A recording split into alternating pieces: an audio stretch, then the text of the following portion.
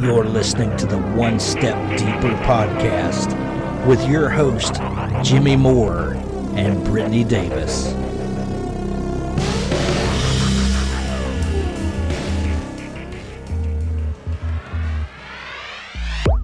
OneStepDeeperPodcast.com.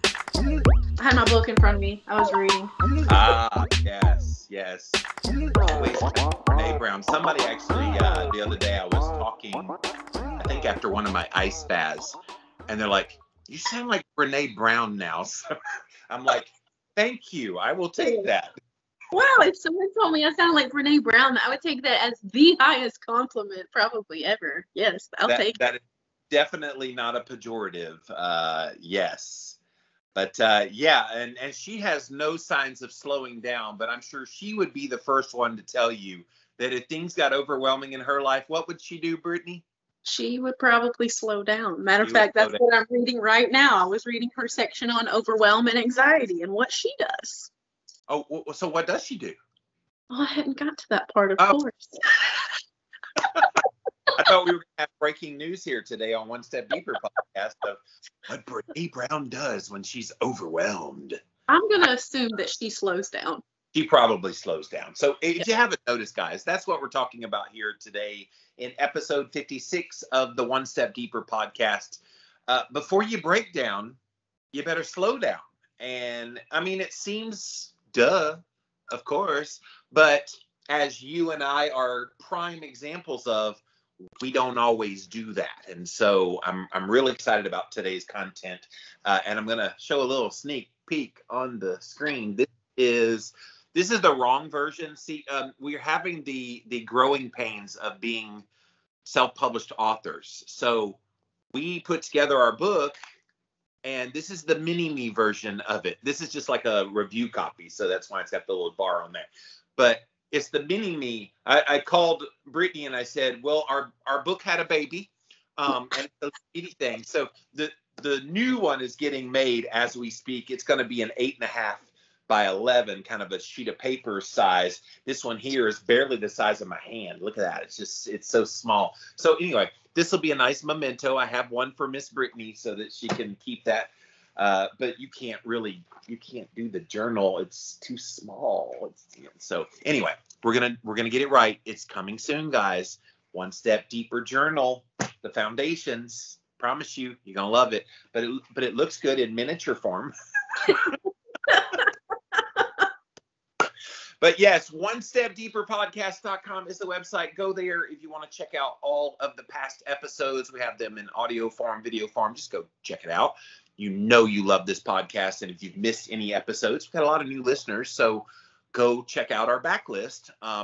It's funny finding them on YouTube now, and commenting on older episodes, so that's kind of neat to see. And if you do want to see them on YouTube, that is where they first debut, over at 4 p.m. Eastern time on Sundays over on YouTube. Type in One Step Deeper, you'll find the show. It's there. It also simulcasts over on Instagram and on Facebook, also at 4 p.m. Eastern time in video form on Sundays at 4 p.m. On Mondays, it is a traditional podcast. Go check it out, you guys. Apple, Stitcher, Spotify, Alexa, and you can get all of the wonderfulness that is this podcast in audio form. And while you're at Apple Podcasts, go leave us a review there. We'd love to see your review. And yeah, thanks for being here today. We are loaded today because you and I both have the propensity to do the bad side of this because we both can push ourselves to the breaking down point. And I've seen you at your worst in this. You've seen me. You've done more than seen me at it. You called me out on this one. You're like, Jimmy, you know you work and work and work and work and work and work, that you had to go away on a sabbatical for 6 months because you didn't know how to slow down. And I was like, I'm feeling called out right now. But you were right. You were 100% right. Yeah, last week in the episode we talked about oftentimes what we see in other people, it's because it's a problem with ourselves.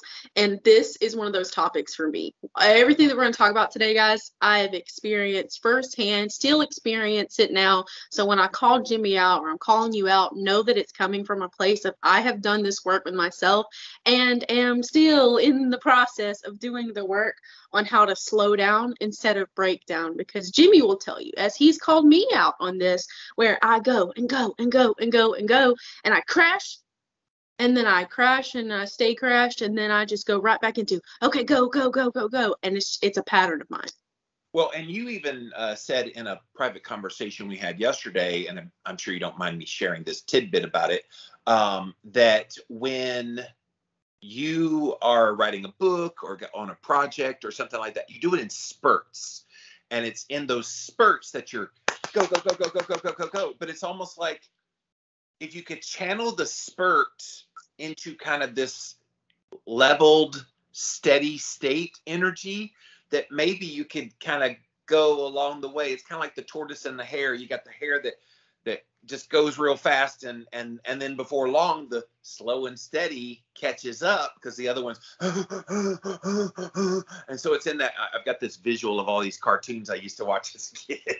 And so, you kind of think about, you can wear yourself out really fast. Can you get stuff done? Yeah, you can write 7 books in 7 years.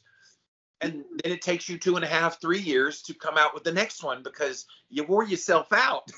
You have to ask yourself the difficult question of, yes, I'm getting all of this done, but what's going to be the expense at the other side of it? And what am I not going to be able to accomplish when I'm burnt out?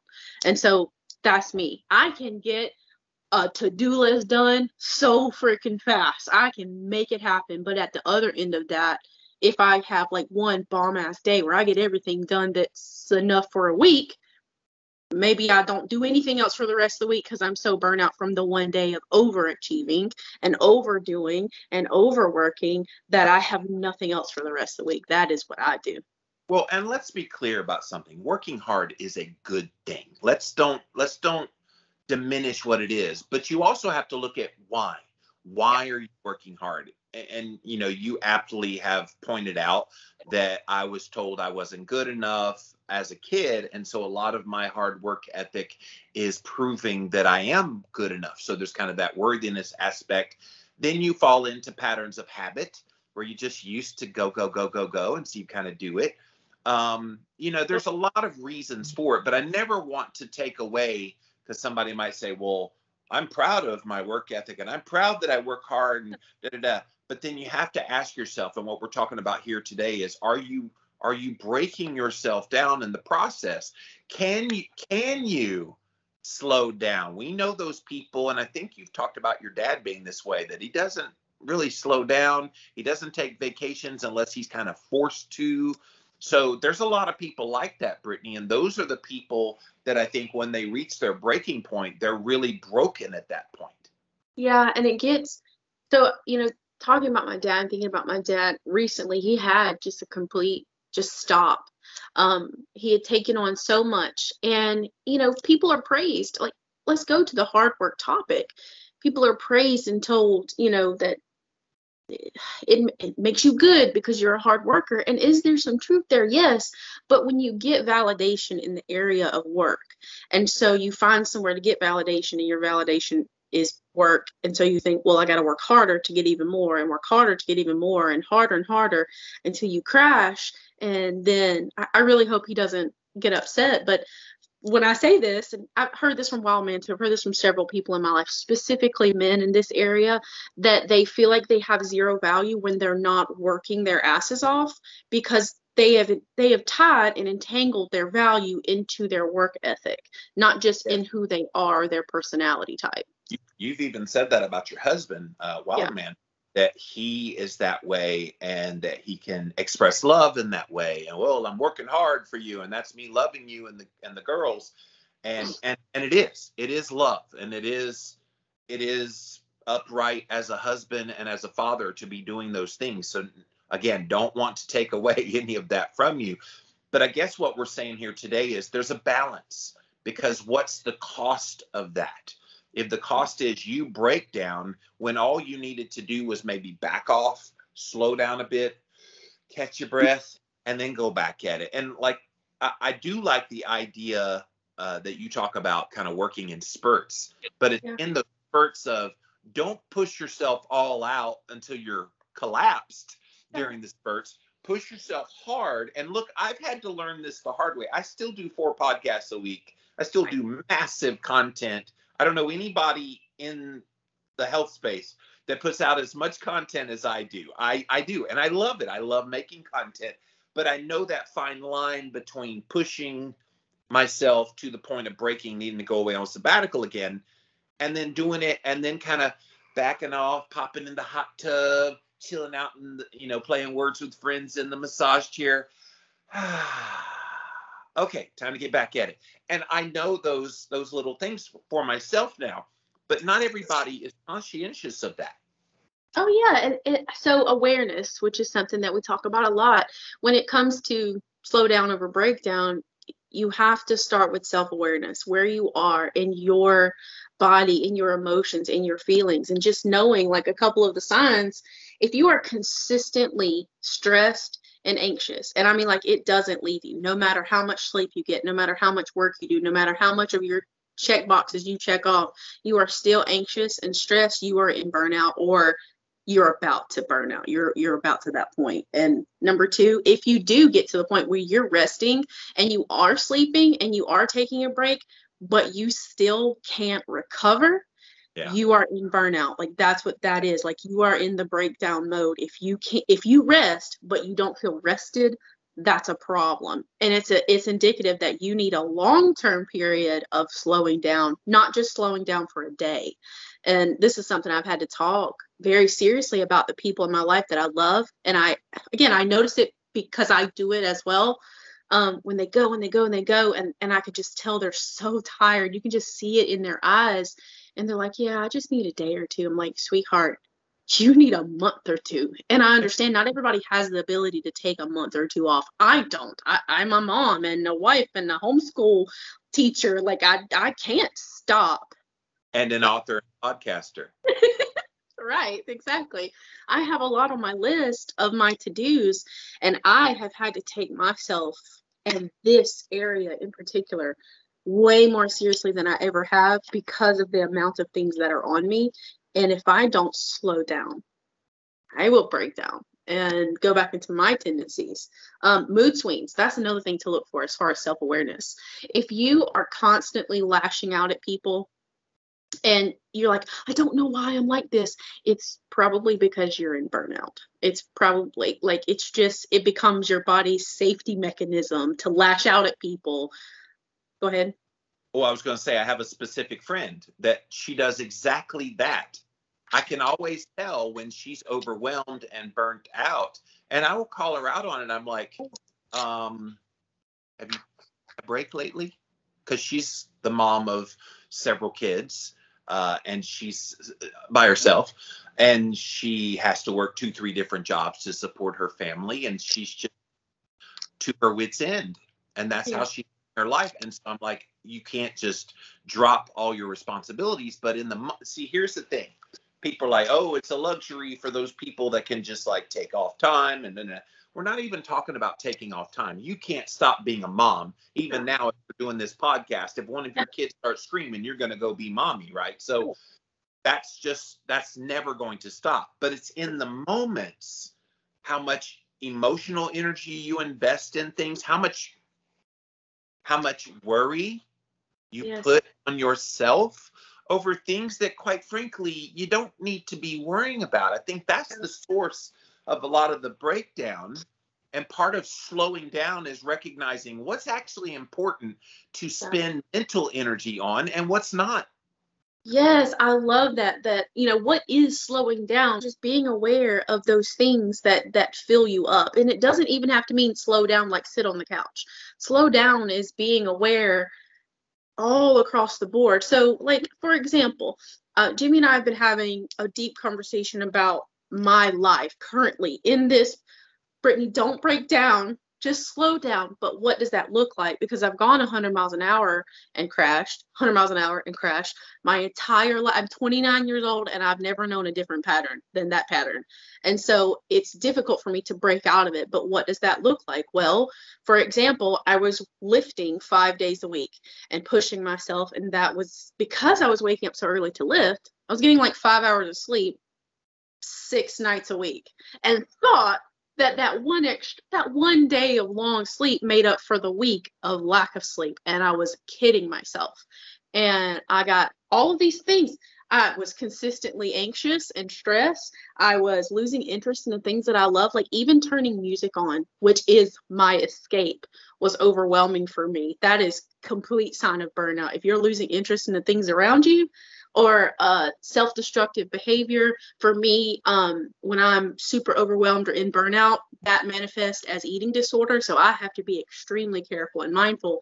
But that might look like, I'm so overwhelmed, I'm so stressed, I'm going to come home and have a glass of wine every day. Listen, I love wine. Matter of fact, I got my dry farm wine sitting right here in front of me in my box in my office. And like, I love having a glass of wine, but I'm not going to use it as a way to de-stress. I do it because it becomes like self-care almost, of just staying in the cool, just staying in that mode. Drinking a glass of wine is slow down mode for me. You know, it's not just not like this. Sorry, Dry Farm Wines. We don't want people guzzling it. Did you go keto and thought you had to give up wine? Well, let me introduce you to Dry Farm Wines. It is the world's first sugar-free alcohol that is lower than your typical wines, organic, made at local farms that do it the right way. Most of the wines that you buy are from 3 really big companies, loaded with additives and preservatives, so many dozens of those kinds of things.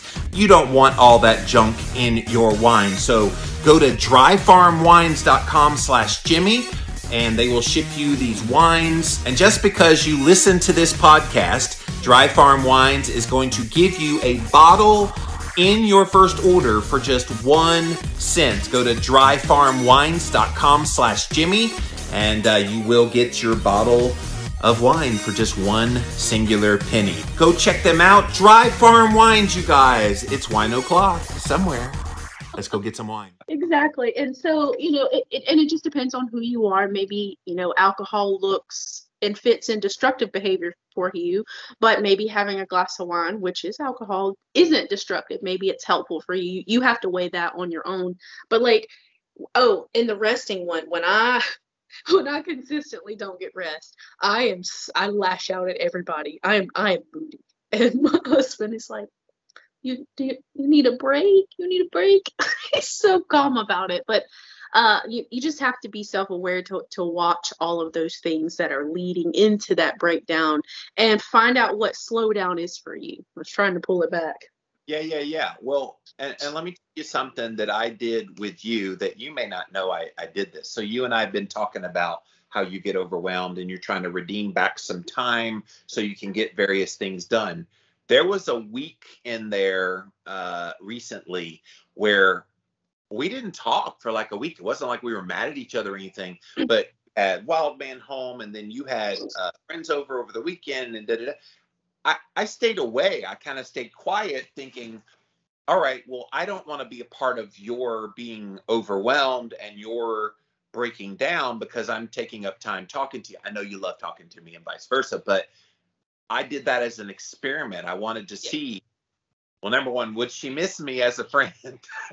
You did miss me, but it was kind of, okay, can I also handle that as well? It was kind of a double board, and it was cool to do that because I sometimes do break down, not from working so hard. Let's go the other end of things. Yeah. Sometimes being conscious with your own thoughts and letting all those swirl without like having that help with someone like a friend to kind of process through some things. And you've been helpful for that for me for as long as we've been friends. That was kind of interesting. Can I not break down? And the slowdown was slow down on needing to be present with friends. I didn't really call anybody that week, not just Brittany. I backed off. I'm like, all right, let's see how this personal development thing is working. It was miserable a little bit at times, but I also recognized that it would, and that I was ready for it. And I did okay. I think, yeah, we talked on that Tuesday, which is when we record these shows. And then I didn't contact you until like the Monday following week. So that was almost a full week. And yeah, it was great because I didn't break down. Yeah. And I was able to recognize, number one, I needed to gift you some of that time that you would have talked to me. And you're always great. You always talk to me when I call. And so that was one benefit. But for me, it was a slowdown. It was, okay, you don't have to always talk to other people to process. Yeah. And so, I mean, it was beneficial. That was my version of slow down so I wouldn't break down. Well, I love that you pointed that out. And that's kind of, what I was saying earlier, that you have to identify what is slow down. So you and I, we're very opposite. And when I am dealing with things, I like to be quiet and in my own space and in my own head and alone. And it was part of personal development and personal growth and inner work for me to know that I was safe dealing with my problems with other people. And that's really where it broke down to, was I didn't feel safe working with other people with my inner stuff, childhood, and vice versa. With you, like, you like to have the comfort of having another person to talk it out with, and perhaps maybe, I don't know your inner work, but maybe being by yourself and dealing with it on your own was overwhelming for you. And so our versions of slow down look different. And that's why anybody that's listening or watching, you have to kind of go over that and be self-aware of yourself. What does slow down look for you? Are you the person that when you're going through something, you have to call 7 different people to work yourself down from it? Maybe that's kind of an indicator of, all right, I got to learn to be a little more self-reliant on myself and understand that it's safe for me to deal with my problems on my own. Or maybe you're like me, and maybe you're like, shut everybody out, talk to nobody, including the people you love the most, to deal with it on your own, because that's what feels safe. Understand that your slowdown might be, hey, reach out to a friend. Maybe 7 friends feels like too much for you. Reach out to a friend and talk to that one friend. So slow down before you break down can be a lot of different things. So you're getting up to a friend. I'm going down to a or no friend. It's so funny the way we do that. That Well, we're just opposite in this area. I used to, when I wouldn't hear from you for that period of time, even 2-3 days, I would be like, all right, what's wrong with Brittany? Because she's quiet. If she's quiet, that means she's hiding, and she's hiding because she's not feeling good. I can help her, and da-da-da. And I'm not trying to fix you like last week we were talking about, but it was just, I let myself get worked up with that. Yeah. And I'm like, she's a grown-ass woman. She can live her life how she wants. If she wants to talk to me, she knows how to find me, Right. And so I kind of like, it's almost a reframing. All of this stuff is reframing. Yeah. Framing why you're pushing yourself to a breakdown. And I mean, mine is a lot of abandonment issues, a lot of lack of respect issues in my life from people that makes me desire that connection. And so what's funny is I know that. Mm-hmm. I know it. I recognize it. And I'm able to slow down that desire and that need. That doesn't mean I don't like it. I still love it. In fact, yesterday, you guys, we were on the phone, and it was just kind of innocuous because we were talking on Instagram, and she said, oh, tell me more. I'm like, oh, it's too much. So I said, can I call? And so we called. We ended up being on the phone for 2 hours. I didn't even realize we were on the phone for that long, because normally it kind of feels-ish that we've gone 2 hours. We were on, and we were like rolling in conversation like we always do. And then I'm like looking at it and go, oh crap, I've got my ice bath to do in 5 minutes. You're like, oh my gosh, I had no idea the time was passing by. But it's like, we enjoyed that. But if I had to like not have it, I'm getting better at that. I don't want to have to be better at that, but it's nice to know that if you're not around, like you have your wild man days, I don't mess with you on those days. By design, like that's your family time. And so I respect that boundary that you've given me. That's my slow down day. Yes, those are yes, exactly. And I was going to get to that you have built-in slow down days. It's called your husband being home. Yes. And that's 2 days a week that happen every single week, different weeks each week, but it's 2 days in a row where you pretty much cut off from the world. Like if my house was on fire and I was trying to call, no, I'm just kidding. You still check your phone and look at it, but Right. like you are detached, and by design. I think it serves you well that you do that. Now you have one stretch in there where he's home and then he goes back to work and then he's not back for another whole week. Then you've got another stretch that's only just a few days and then he's back home again. And so you're in that, as of the recording of this, he's going to be back home quick. And then it's going to be that week long. And you always struggle. You always almost break down during that time. And it's like, I've been trying to help you with that any way that I can. And I don't know, slow down your racing thoughts about it. What is it? I mean, not that I'm trying to psychoanalyze you here on the air, but what is it that makes you overwhelmed? What makes that week long make you break down? Like you get to the end of like that Wednesday, Thursday before he comes home and you're just like, whoa. Yes. And I think, and I'm working on this, and I was talking about it earlier, and I got distracted that I was lifting 5 days a week, and I've started to uncover this area of my life, guys. My wrist is hurting so bad. So if you see me holding it, that's my wrist is hurting, but it's hurting so bad. It's sympathy pain for you. Oh gosh. But it's that 7-day stretch. My husband works 12s, and oftentimes because he's supervisor, he works longer than 12s. And so when he works 12s, I work 12s. And so he works a 7-day stretch of 12 hours or more. And that means everything is on me. My husband is wonderful and he helps me when he's home.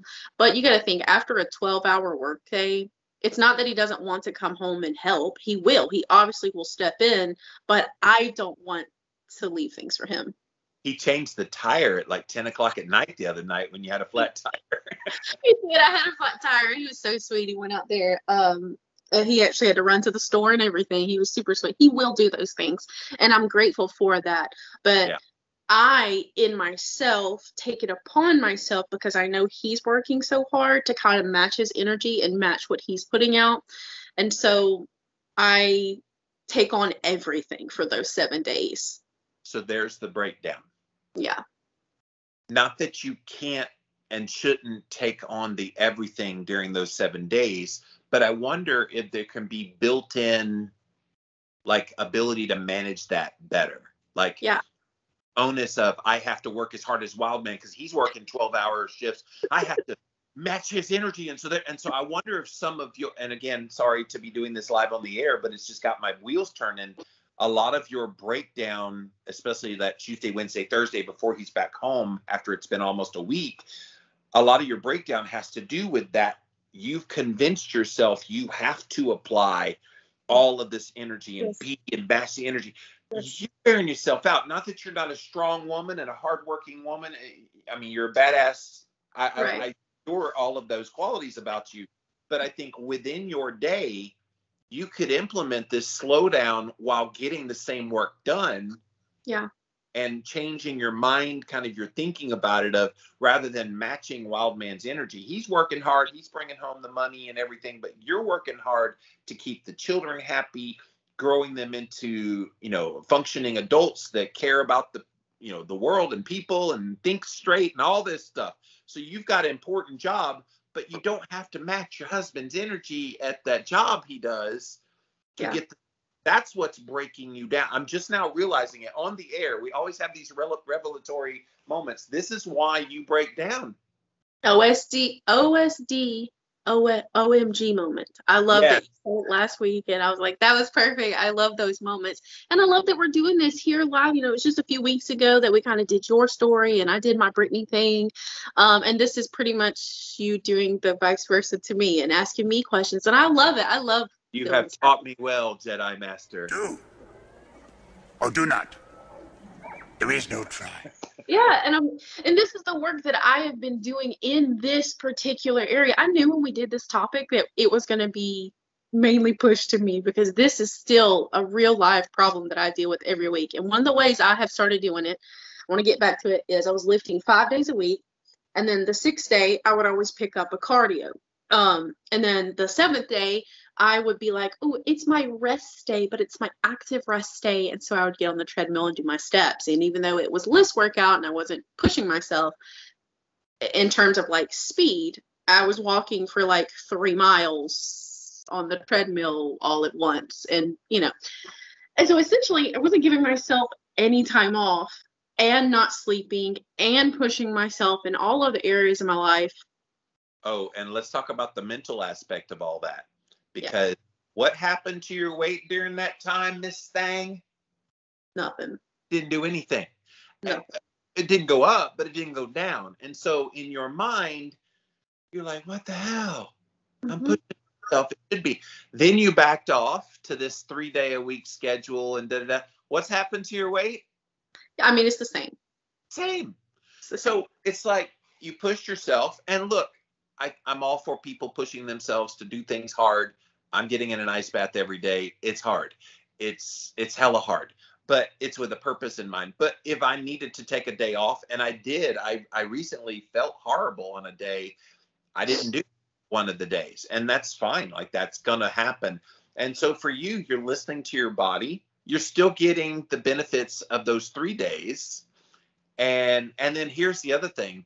Because you're not getting up so early, you're now sleeping ostensibly better coming in the coming weeks. You're going to be able to redeem some time back that you were getting up early and investing. And here's the thing too. I'm so going to tell on you right now. When we talk on the phone, you're yawning incessantly. I mean, like, guys, there's nothing worse than being on the phone with somebody that's like, I was like, dang, is Darth Vader on the other end? And I didn't know what was going on. But like 5 minutes, there's like 7 yawns. I'm like, Brittany, can you go take a nap or something? Because that's, so that's part of yours as well. I think yours is sleeplessness. It's taking on more than you can. And look, that's your personality. You take on a lot. And look, so do I. So I get it. I get the mentality. But the fine line between taking it on to the point of exhaustion and breakdown versus taking it on with targeted slowdowns, so then you can take it on and targeted slow down, take it on and get that kind of next breath. I get it. You can't always be that way because you've got 3 munchkins that, mommy, I'm hungry. Mommy, can I have a Coke? Mommy. So I get you've got more things than, say, I do as a single guy. But there's ways to incorporate it. And I know you're working on it. And I think the fact that you backed off on your workout schedule like you have is a good first step. Yeah, and it's so counter to anything, but doing more, it looks like working harder, like I did. I was like, 5 days a week. And I mean, I've been doing 5 days a week of lifting since like November, and maybe I take an extra day off every once in a while, but like I've been pretty dang consistent with doing that. 75 Hard kind of instilled that habit into you, and you started that like summer last year. Yeah, exactly. But I would work harder, and then I would be frustrated because I didn't see progress. And I'm talking about physically here, but please apply this across all areas, like in your job or in your career, or being a stay-at-home mom and working harder, and then it leads to frustration. And then when you're frustrated, you're like, well, now I have to work even harder. And so then that leads to tired, drained, and frustrated. And then you're just like, okay, I got to work even harder. And it just becomes this awful pattern that you get stuck in because it feels so uncomfortable to sit with. Maybe less is more. Less has never meant more for me. It was always do more. More is better. And it also, in society, and especially like programmed into me as a kid, busy equaled productive, and busy also equaled safe. I'm telling myself, inner work, like right here live, guys. If I was cleaning or cooking or tending to homework or whatever it was, I was less likely to get beaten. I was less likely to get in trouble. I was less likely to be abused if I seemed busy. And so a lot of the times I found things that made me busy just so I wouldn't be bothered. And that's such an inner pattern. Yeah, I'm sure you did the same thing. Yeah. It's such an inner programming in us that slowing down equals bad.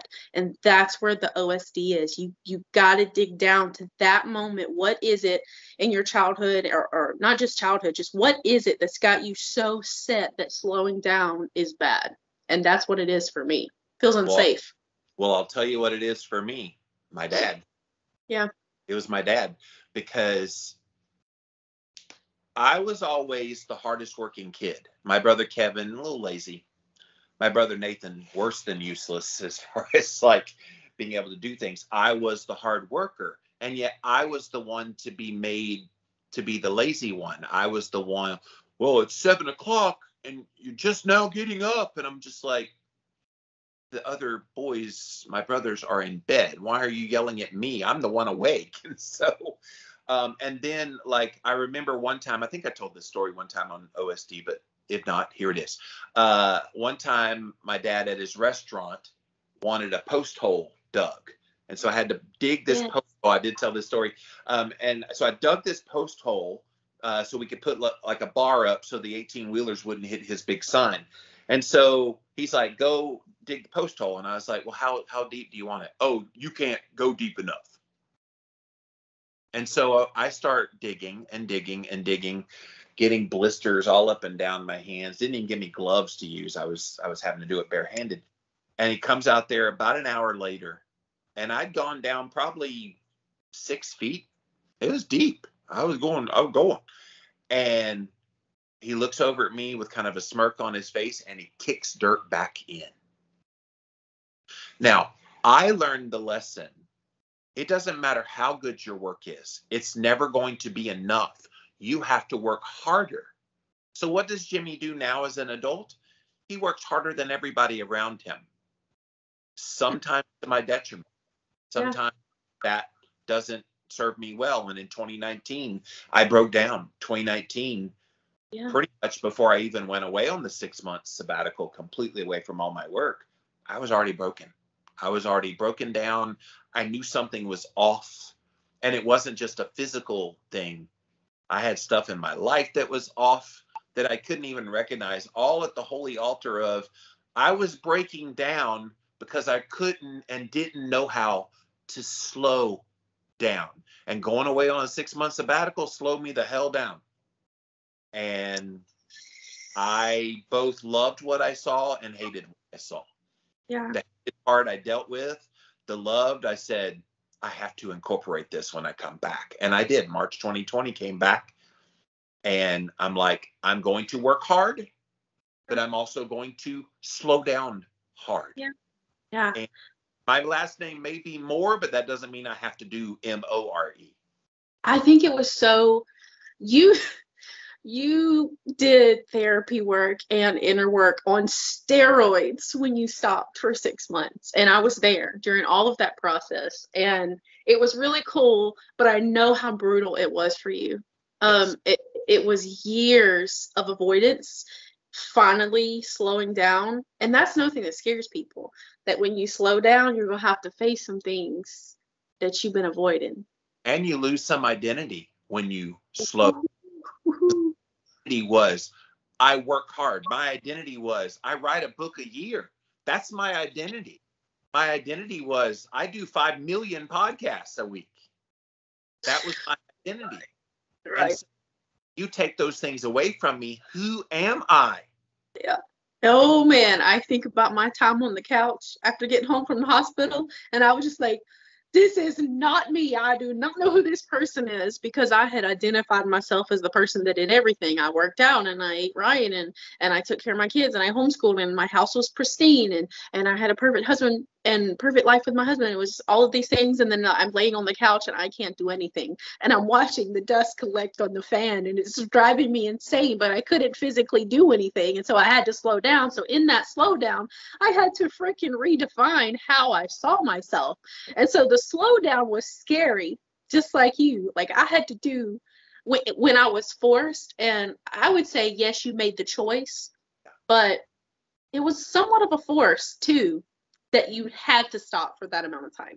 If I didn't, I would have broken. I would have literally, in my mind, irreparably broken. And now looking back at it with the foresight of 2 years ago, now 2+ years ago, I can confidently say it was the perfect timing. It was before the pandemic. So I couldn't imagine if I'd planned to go away and then the pandemic hit in the middle of that, that would have made it even worse. I came back just in time for the pandemic to slow everybody down again. So. Oh man. Yes, and I hit my slowdown right before then too. I mean, right before. Jimmy and I went through absolute personal hell leading into the pandemia, the pandemonium, the Panda Express. Y'all, that's my joke. But that's my inner joke with one of my friends who listens to the podcast every week. So girl, that was for you. Oh man. We were going through so much during that time. And like, that's probably when OSD was really born. Like, us starting podcast was, December of 2021, but the start of us working 2020, my bad. 2020. Wow. But the start of that was at the beginning of the year when Jimmy and I were just going through our forced slowdown / pretty much breakdown moments. Forced one step deeper, whether we wanted to or not. Yeah. And maybe that's a takeaway. You got to watch me for several months there, in what I went through, and then your thing came up. And yeah, I mean, it was being forced to slow down. That's a little outside of your choosing.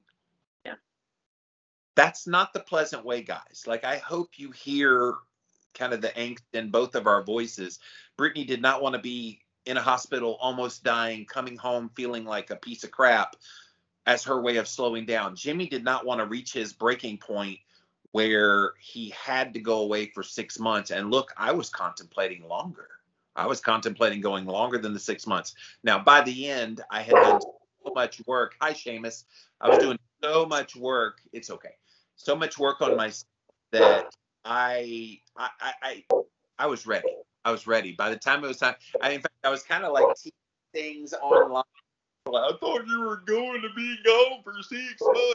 Was gone, but I would like say, okay, I'm coming March 1st. I was kind of teasing it and everything. But yeah, Seamus is fine. Don't worry about it. I have a package delivered to the front door. Looks like it might be Elements. Elements. I'm so sorry, guys. Elements. Have you experienced the dreaded keto flu? Did you know that most of these symptoms are actually due to your body dumping excess electrolytes? This is where Element comes in. Element is a tasty electrolyte drink mix with everything you need and nothing you don't. That means lots of salt with no sugar. Element is formulated to help anyone with their electrolyte needs and is perfectly suited to folks following a keto, low-carb, or paleo diet. Element contains a science-backed electrolyte ratio, 1,000 milligrams of sodium, 200 milligrams potassium, and 60 milligrams of magnesium, with none of the junk, no sugar, no coloring, no artificial ingredients, no gluten, no fillers, no BS. Everyone needs electrolytes, especially those on low-carb diets, or if you practice intermittent or extended fasting, if you're physically active, or sweat a lot. Add Element today and see how much better you feel and perform. Use the URL drinklmnt.com/Jimmy. Yes.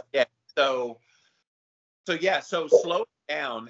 It's better if you guys choose it.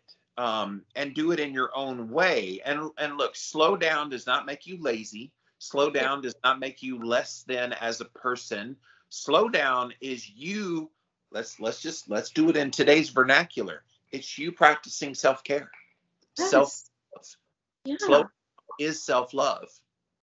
And for those of you out there who are like me and in my mindset, slow down feels so negative to say. And so, keeping in line with who I am, the positive, neutral, negative person, if slow down feels negative and you're not quite ready to take on that wording, find a different wording that feels comfortable.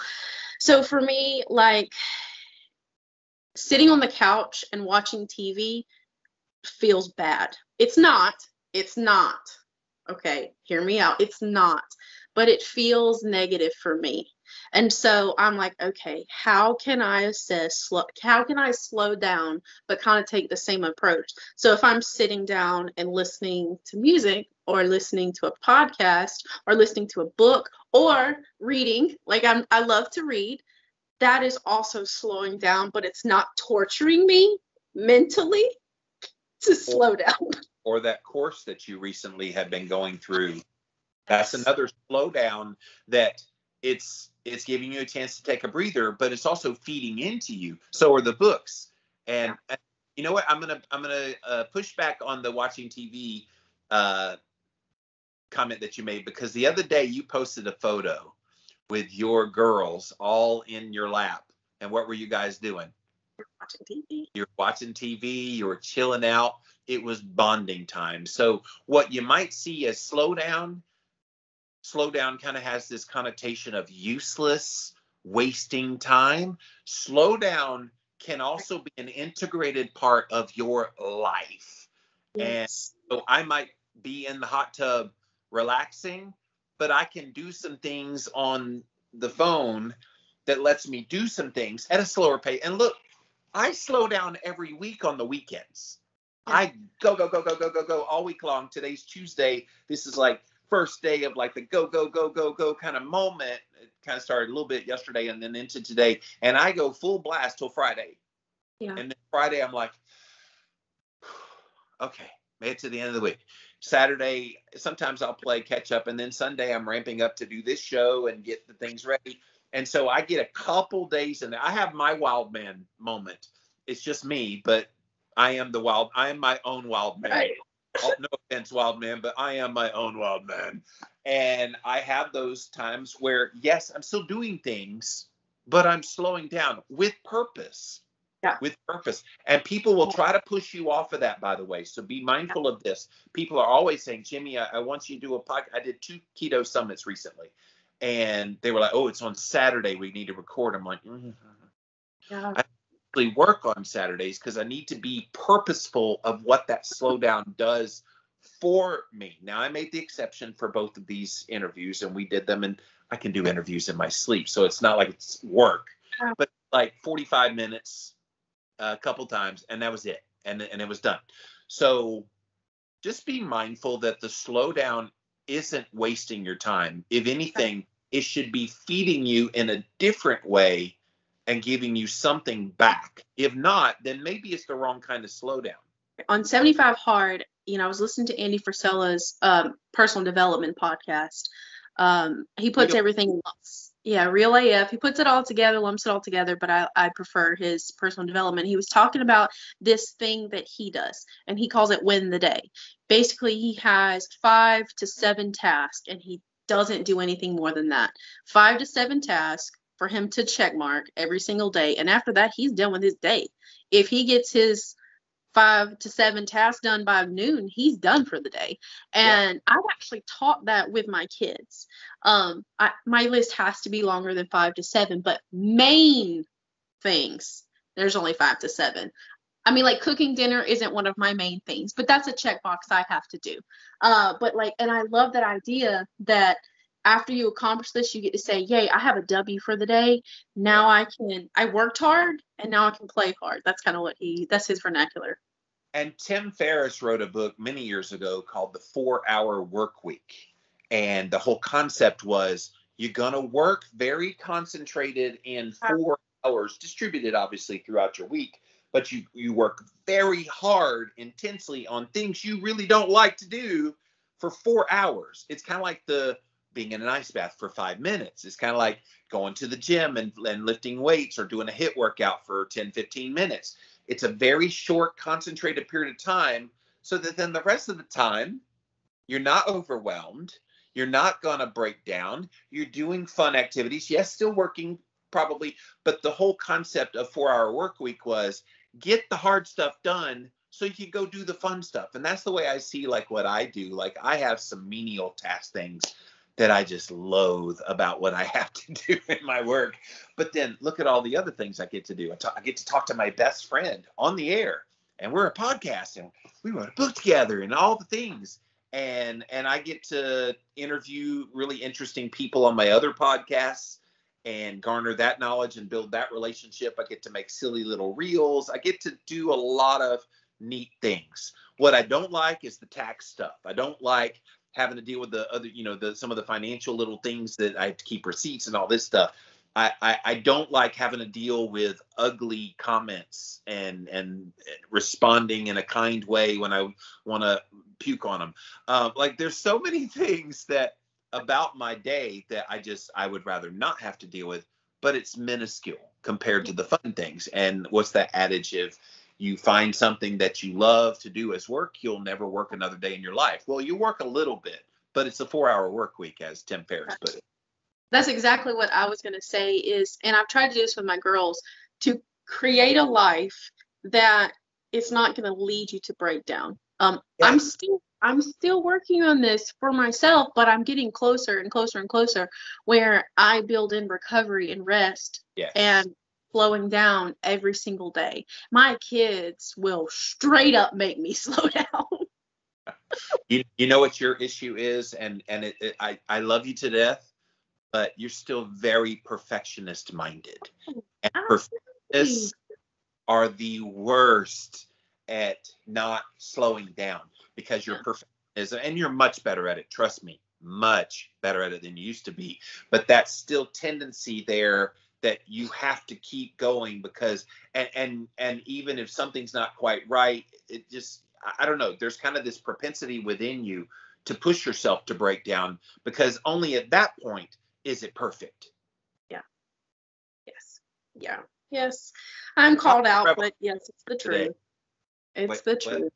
Yeah. I mean, look, and it's not a judgment of anything. It's just, hey, it's recognizing who you are. It's recognizing where you are. And trust me, you've pointed out all kind of stuff in me. It's about time I can see things in you now. Oh, yes. Yeah. And I love it. I love when people point things out that I can work on. And I like to take those things and sit with them and do all the OSD, feel the feels. I like doing that. So I don't mind it when people say things. I mean, please don't be rude. Don't be nasty about it. But if you see something, I'm okay if you point it out. I know better than to be rude to you because you have your ways. Yes. I had to check myself before we got on the podcast because I was feeling something internal and I was about to do a little rant on the Instagram and I was like, nah, do the podcast, chill out first, slow down before you make somebody else break down. Well, today you and I had a kind of a heated discussion about a topic that you were passionate about, and we were talking, and I was the one for once that was kind of calm in it, and you were the one that worked. And at one point you went, wow, thank you for staying calm, because I'm really worked up right now. I'm like, yeah, you're trying me right now, but I'm doing okay. Yes, I have done a lot of inner work where I can stay pretty calm on most topics, even if they're really tough topics. But this one area, I will get so heated so fast. I react. I don't respond. I just completely react, and I put myself completely in empathy, and I just light people up. So I have to be careful to slow down. Well, and the good news is I knew that about this topic with you. I knew that this was out of character, so I didn't. I was almost trying to keep from laughing because it was not that it was a laughable thing, but laughing because it was so outside your character of every other area of your life that I've ever seen you in. So I enjoyed it in as much as, wow, she does have a human side. She doesn't have to be a robot, that tries to stay kind of that neutral position in conversations. So it was kind of neat to see that side of you. But yeah, if we'd stayed there in that, and had I pushed it, we could have definitely broke down. There would have been no slowing down there. So. Oh, yes, exactly. Yes. Yeah. But as far as slowing down, again, going back to what we're saying early on, make sure you're defining that for yourself and what that looks like. And be active and intentional with your slowdowns. And again, Jimmy was mentioning the TV thing with the girls. That is so comforting for me to just sit with my girls and slow down. And I love that I have that built-in mechanism. Like, they're going to make me stop. Right. Yeah, and like even my Darcy, she's been having a little behavioral issues, and I realized it's because Mama hasn't slowed down to spend time with her, and so she was acting out, and so I was like, oh crap, okay, slow down, spend time with your children, be there with them and for them, and so I love that kind of built-in thing, that built-in check mechanism that I have to check myself, and so I'm glad for that. But guys, just know that this particular topic, when we're talking about slowing down over breaking down, this is top of mind in Brittany's life. This is like one of the biggest things on my list of inner work that I am doing currently. So I don't have all the answers, but I do know it's better to slow down than to break down. And it's been the biggest revelation of my life in the last 3 years. Going away on the 6-month sabbatical, which I know most people don't have the ability to just uproot their life for 6 months and just be. But I did. And I tell you, it was the most profound, life-changing event that I ever went through. So many things happened that made me who I am today and put me in a good mental place, because I got to deal with childhood trauma. I got to deal with some belief systems that weren't really what I believed, and somebody else had put those in my head. I got to deal with, why do I work so hard? I got to deal with the escapism, the coping mechanisms, all the things that I get to talk about on this lovely podcast with this beautiful woman here. Like, it's profound, and I just don't want you to miss that. So yeah, here in episode 56, don't let yourself break down. You better slow down before you break down, and it's going to serve you well if you do. OneStepDeeperPodcast.com is the website. Go check us out over there. On Sundays, we do debut this at 4 p.m. Eastern Time over on YouTube. Type in a keyword, One Step Deeper, and you'll find the show. Instagram, Facebook, we put it on there. See, I'm trying to do it fast like you do, because that's the way you do it. You do it real fast. On Mondays. On Mondays, it's an audio podcast, traditional audio podcast, Apple, Stitcher, Spotify, Alexa. Go leave us a review over there. We do put the tidbit up a couple days before. Go check it out on all the different places. And don't forget, this is the mini-me version of it, but One Step Deeper Journal, The Foundations. Brittany doesn't even have this yet. So see, Brittany, that's your words. There's my entry. And then let's go to yours. There's your entry. And so, yeah, we're really excited, guys. Very, very soon this will be available on Amazon. So you will know all about it in due course. But thank you guys so much for watching. Brittany, go put ice on that wrist. And guys, we'll see you again soon. Bye, guys. OneStepDeeperPodcast.com.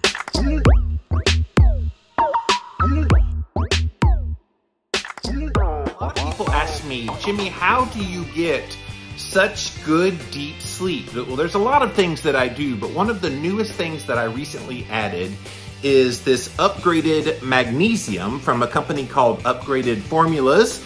Go to their website, upgradedformulas.com, and you can learn all about this nano technology that they use for this particular mineral of magnesium. Again, it's called Upgraded Magnesium, and it's got all the different forms of magnesium in it, using the nanotechnology so it gets absorbed a lot better. Guys, I have seen my deep sleep improve by as much as 30 to 40% simply by adding in this product along with sunshine exposure, darkness in the room, cooler temperature, all of the things that I always have done. So again, upgradedformulas.com is the website. Go check them out.